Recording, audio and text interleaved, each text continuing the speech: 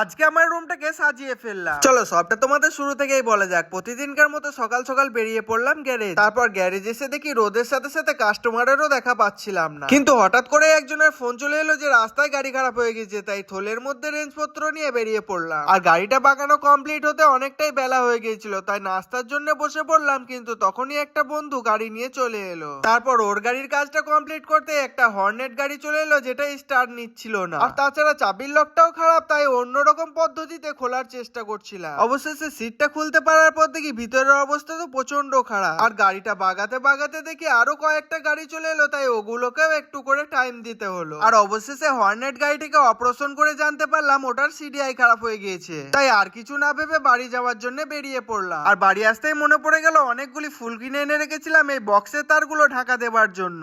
অনেক কষ্টে ঢাকা তো দিয়ে ফেললাম, কিন্তু কিছুটা অংশ বাকি থেকে গেল, তাই আরো কিছু ফুল কিনে আনতে হবে।